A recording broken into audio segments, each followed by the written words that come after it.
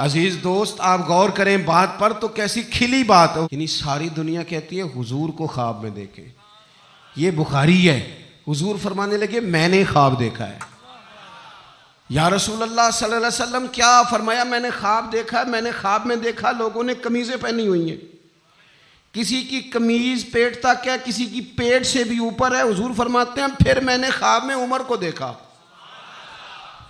عمر فاروق نے اتنی لمبی قمیض پہنی، اتنی لمبی قمیض پہنی کہ نیچے گھسٹ رہی تھی.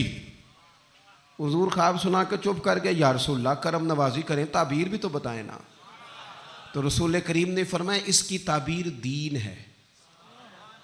گویا فرما رہے اتنا لمبا کرتا حضرت عمر نے پہنا ہے کہ عمر تو دین کے اندر لپٹے ہوئے ہیں.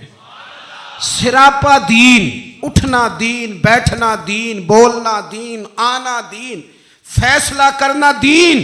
عمر کا ہنس دینا بھی دین، عمر کا رو دینا بھی دین، فاروق اعظم کا بدر میں کھڑے ہونا بھی دین، احد میں آنا بھی دین. اور عمر تو دنیا سے جا رہے تھے، آخری وقت تھا، زخم لگا ہوا تھا، خون بہ رہا تھا، امت رو رہی تھی. دین نبی دا وانگ یتیمہ رووے تے کرلاوے، ان میں کتھوں لباں عمر بہادر جڑا مینو سینے لاوے. سب لوگ پریشان تھے پر عمر سراپا دین ہے نا. عمر فاروق شدید علیل ہیں، خون بہ رہا ہے. سامنے سے ایک نوجوان گزرا تو اس کا تامد، اس کا پاجامہ، اس کی شلوار ٹخنوں سے ذرا نیچے تھی.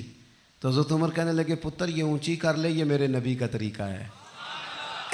اس وقت بھی فاروق اعظم دین کی اور لے سجنا سا توڑ ہی نہیں بھائی، اسی جان بھی دتی تے راہ تیرے، لے سجنا سا توڑ. آخر تک پانی پرن نہ سہیلیاں تے رنگا رنگ کڑے، پریا اس دا جانیے جس دا توڑ چڑھے.